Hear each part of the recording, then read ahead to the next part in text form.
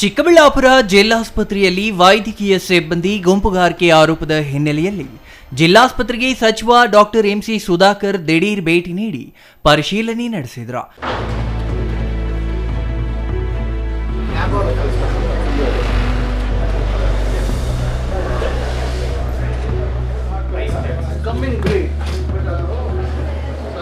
ಆಸ್ಪತ್ರೆ ಸಿಬ್ಬಂದಿ ರೋಗಿಗಳಿಗೆ ಸ್ಪಂದಿಸದೆ ಗುಂಪುಗಾರಿಕೆಯಲ್ಲಿ ತೊಡಗಿದ್ದ ಆರೋಪ ಕೇಳಿಬಂದಿತ್ತು. ಆಸ್ಪತ್ರೆ ಡೀನ್ ಮತ್ತು ಸರ್ಜನ್ ನಡುವೆ ಗುಂಪುಗಾರಿಕೆ ನಡೆಯುತ್ತಿದ್ದ ಆರೋಪ ಕೇಳಿಬಂದಿದ್ದು, ಡೀನ್ ಮಂಜುನಾಥ್ ಹಾಗೂ ಜಿಲ್ಲಾ ಸರ್ಜನ್ ಡಾಕ್ಟರ್ ಮಂಜುಳಾ ನಡುವೆ ಭಿನ್ನಾಭಿಪ್ರಾಯ ಇದೆ ಎನ್ನಲಾಗಿದೆ. ವೈದ್ಯರ ನಡುವೆ ಇದ್ದ ಗುಂಪುಗಾರಿಕೆ ಶಮನ ಮಾಡಲು ಸಚಿವ ಡಾಕ್ಟರ್ ಎಂಸಿ ಸುಧಾಕರ್ ಮಧ್ಯ ಪ್ರವೇಶ ಮಾಡಿದ್ದಾರೆ. ಇವರಿಬ್ಬರ ಮುಸುಕಿನ ಗುದ್ದಾಟದ ಪರಿಣಾಮ ಚಿಕಿತ್ಸೆಗಾಗಿ ಆಸ್ಪತ್ರೆಗೆ ಬರುವ ರೋಗಿಗಳು ನರಳಾಡಬೇಕಾದ ಪರಿಸ್ಥಿತಿ ನಿರ್ಮಾಣವಾಗಿದೆ ಎಂದು ಹಲವರು ಅಳಲು ತೋಡಿಕೊಂಡಿದ್ರು. ಇಂದು ಸಚಿವರು ಆಸ್ಪತ್ರೆಗೆ ಭೇಟಿ ನೀಡಿದ ವೇಳೆ ರೋಗಿಗಳು ಆಸ್ಪತ್ರೆಯಲ್ಲಿ ಎದುರಿಸುತ್ತಿರುವ ಸಮಸ್ಯೆಗಳ ಬಗ್ಗೆ ಹೇಳಿಕೊಂಡ್ರು. ಜಿಲ್ಲಾಸ್ಪತ್ರೆಯಲ್ಲಿರುವ ಡೀನ್ ಮಂಜುನಾಥ್ ಹಾಗೂ ಜಿಲ್ಲಾ ಸರ್ಜನ್ ನಡುವಿನ ಹೊಂದಾಣಿಕೆ ಕೊರತೆಯಿಂದಾಗಿ ಸಮಸ್ಯೆ ಎದುರಾಗಿದ್ದು, ಮುಂದಿನ ದಿನಗಳಲ್ಲಿ ಹಂತ ಹಂತವಾಗಿ ಸಮಸ್ಯೆಗಳನ್ನು ಪೂರ್ಣವಾಗಿ ಬಗೆಹರಿಸುವುದಾಗಿ ತಿಳಿಸಿದ್ರು. ಇತ್ತೀಚೆಗೆ ಕೆಲವು ದೂರುಗಳು ಬಂತು.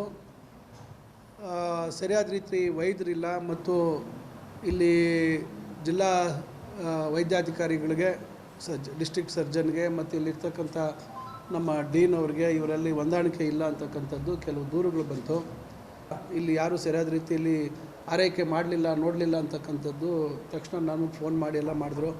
ನಾನು ಮತ್ತೆ ಇವರೆಲ್ಲರಿಗೂ ಫೋನ್ ಮಾಡಿ ಏನಾಗ್ತಿದೆ ಅಂಥೇಳಿ ಇದು ಮಾಡಿದಾಗ ಆವಾಗ ಅಲ್ಲೆಲ್ಲೋ ಹೋಗಿದ್ವಿ, ಇಲ್ಲಿ ಹೋಗಿದ್ವಿ ಅಂತಕ್ಕಂಥದ್ದನ್ನು ಹೇಳಿದ್ರು.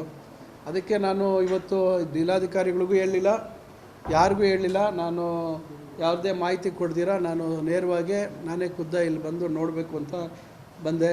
ಈಗ ಹೆಚ್ಚು ಇಲ್ಲಿ ಇವತ್ತು ರೋಗಿಗಳ ಒಂದು ಸಂಖ್ಯೆ ಇದೆ.